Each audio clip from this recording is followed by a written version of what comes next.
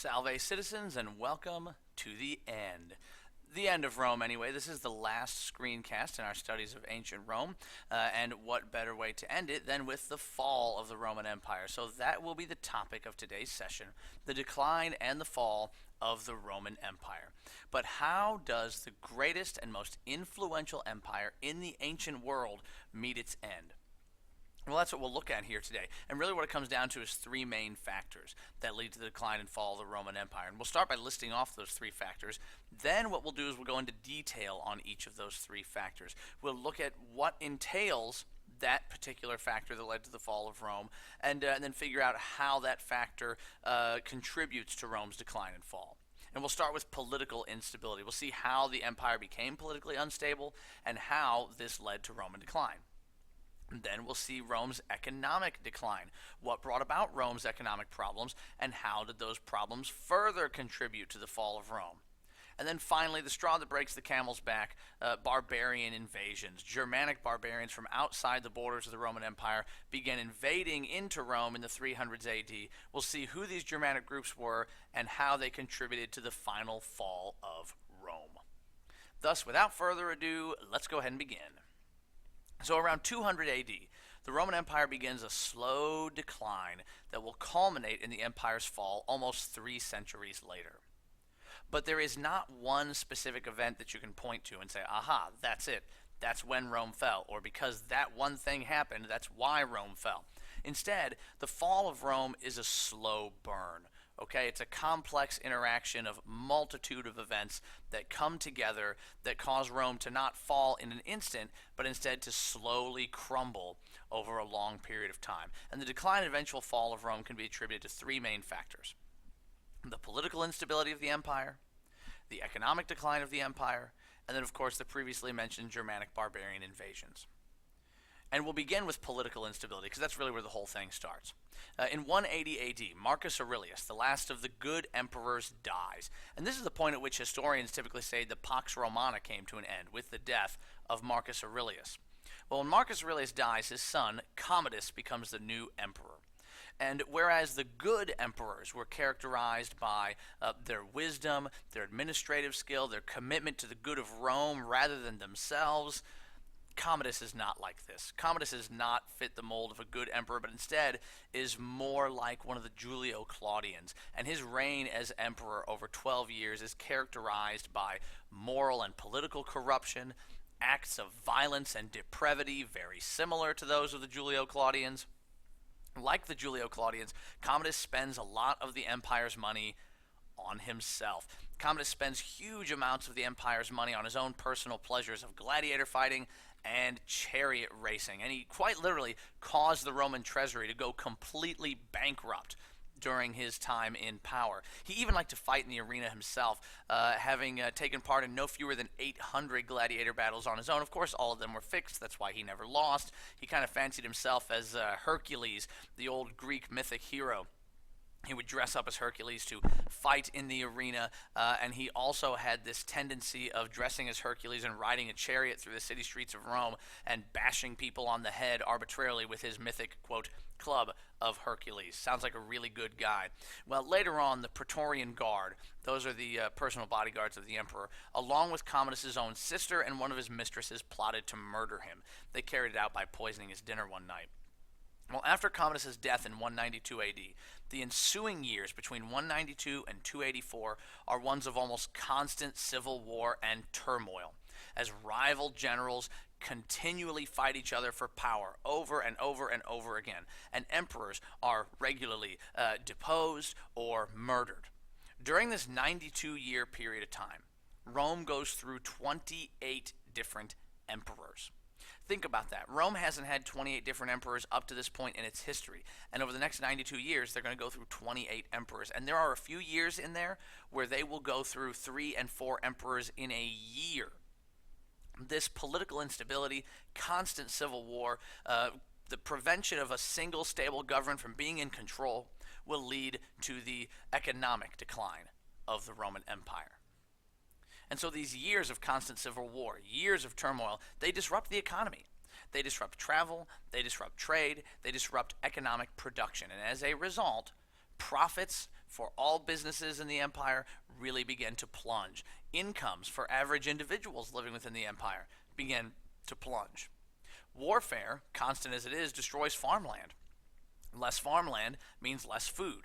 Less food causes the price for food to increase. This is simple supply and demand. When there is less of something available in the economy, it is scarce, and its value, thus its price, goes up. So we've got food scarcity and the price of food going up. Now, at the same time, the preoccupation with civil war is severely weakening the border defenses of the empires, and invasions by Germanic barbarian tribes from the north become more and more frequent. Well, to stop these invasions, obviously more soldiers are needed. So the government has to increase military pay in order to drive up recruitment to get more soldiers to defend against the Germanic invasions. There's a whole slew of problems developing here.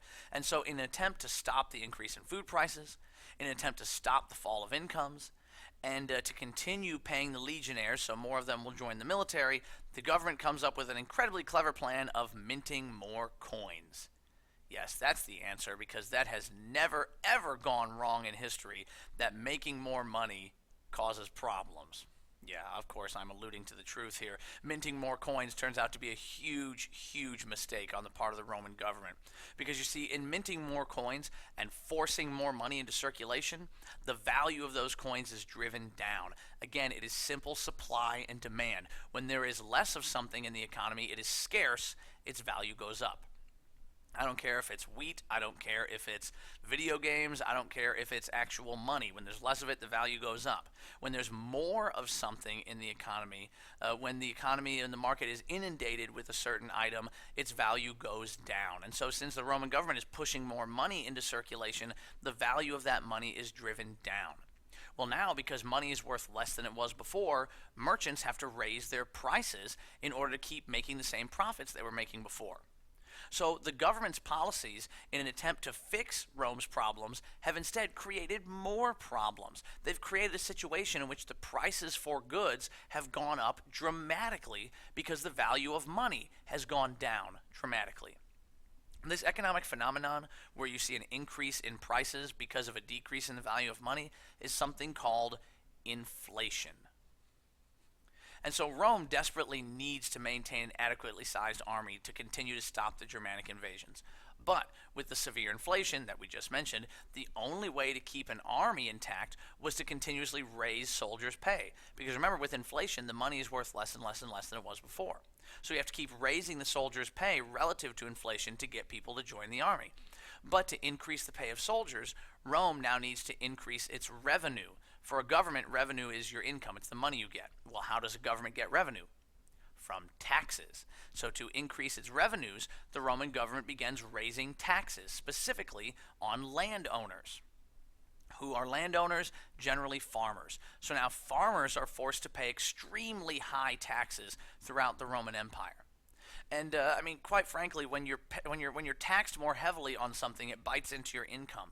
And so farmers that are forced to pay the extremely high taxes suddenly find farming to be less profitable, because more of their money is going to taxes and less of it is going to their own pockets in particular. And so a lot of these farmers now suddenly find farming to be not very profitable. I mean, they see their neighbor Jim down the road, who's a blacksmith, not being taxed as heavily as they are and still living comfortably, while they, as a farmer, are taxed in a heavier fashion and make less money. So many farmers simply leave the profession. They give up on it. It's sort of the same thing that's happening right now with Burger King, if you've heard of this, that they're a corporation based in the U.S., but they're moving to Canada in order to avoid the high corporate tax rates in the United States. So now, with less farmland being worked, the output of crops continues to decrease, and the food shortage gets even worse. And so with less food, the prices for food increase even more, the inflation rate shoots up even more, and the economic situation continues to spiral out of control. Well, in the midst of all these continued economic crises, it is the western half of the Roman Empire that suffers more than the eastern side. The eastern side remains relatively stable in comparison because with the Nile River Valley and its very fertile lands, they're able to produce lots of crops. The west, not so much. Well, in 330 AD, the Emperor Constantine makes the decision to divide the Roman Empire into two separate administrative units. It's still one empire, but you're just dividing it now into an east and a west, and each side of the empire would be ruled by a co-emperor. There'd be a co-emperor of the west and a co-emperor of the east. And Constantine even constructed a new capital city for the East, naming it, of course, after himself, and calling it Constantinople. So we're beginning to see a split between the East and the West of the Roman Empire, and that split is becoming institutionalized. Years later, the Roman Emperor Theodosius willed that Rome should be split into two completely separate empires upon his death. This came to pass in 395 AD, and when Theodosius died, the Roman Empire was officially split into two separate empires as he left the West to one of his sons and the East to his other son. So from this point forward, Rome is now two separate empires, and historians refer to the western portion simply as the Roman Empire, and historians refer to the eastern portion as the Byzantine Empire. So from here on out, when we talk about Rome, when we talk about the fall of Rome, we're only talking about the western portion. When we call about the fall of Rome, it's just West Rome that falls. The eastern half of Rome, that's going to live on for another 1,000 years as the Byzantine Empire, but that's a whole other story. So Rome's political and economic problems have weakened the empire from the inside out. This is making them much more susceptible to outside threats. As a result, by the 300s AD, Rome is being constantly attacked by Germanic barbarian tribes from outside their borders. Warrior groups like the Franks, the Goths, the Vandals, the Angles, the Saxons, they're all pushing from the north into Rome's borders and into Roman territory. And there's really a combination of three things that are pushing the Germanic tribes into Rome. First, they're looking for a warmer climate. A lot of these Germanic tribes are farmers and animal herders, and they're looking for warmer weather. In the north, it's cold. So where do you go? You go south. Where's south? It's Rome. Secondly, many of them are seeking a share of Rome's wealth. Even though Rome is having problems, it is still viewed as a place of economic opportunity, either through economic entrepreneurship or more violent means of attaining wealth. But most importantly, many of these Germanic tribes are being driven south and west, by the most terrifying of all the Germanic groups, the Huns. Most of them are fleeing from the Huns. And so with this influx of Germanic tribes, by 410 AD, a number of these Germanic tribes had simply begun conquering chunks of the Western Empire, just breaking off parts of it to take as their own, and forming their own independent kingdoms. And so what we're seeing is that Rome is not falling in one massive swoop, but little by little it's falling apart as these Germanic tribes are taking the weakened Roman Empire and just breaking off their own parts and forming their own kingdoms. Now, we mentioned that the worst of all the barbarian tribes were the Huns. Led by their king, the very famous Attila the Hun, the Huns cut a path of destruction across Eastern and Central Europe before they finally crossed into Roman/Germanic territory in Gaul. And it was only when the Romans and the Goths, one of the Germanic tribes, joined forces that they were finally able to defeat this maniacal threat of the Huns at the Battle of Chalons in 451 AD. But fighting against the Huns and other Germanic tribes has left Italy weak, devastated, and unable to defend itself. Tribes like the Vandals, the Goths, and the Franks, they roam Italy freely. They attack the city of Rome at will. Rome is practically nothing of what it was before. By this time, all that's really left is the city of Rome itself, and the rest of the Western Empire is being broken apart by these Germanic tribes, and they're forming their own kingdoms. Finally, in 476 AD, a German chief by the name of Odoacer seized control of the city of Rome, deposed the sitting emperor, and named himself king of Italy. It had been 20 years earlier that the Vandals came through and completely sacked the city, but now there is no more Rome because there is no more emperor. And so, like I just mentioned, because Odoacer called himself king and never replaced the Roman emperor, that's why, even though Rome was already long gone by this time, 476 is considered to be the year in which Rome, quote, fell. But Rome was already long dead by now. The fall of the Roman Empire can't be traced to one specific event. Rather, it's a complex interaction of events that takes place over the course of 300 years, from AD 200 to AD 500. What was the Western Roman Empire is now what you see on the screen in front of you. It's a patchwork of little Germanic kingdoms ruled by these warrior chieftains who constantly fight each other for power. The Western Roman Empire might have fallen, but let's remember that the eastern half, the Byzantine Empire, will continue to exist for another 1,000 years.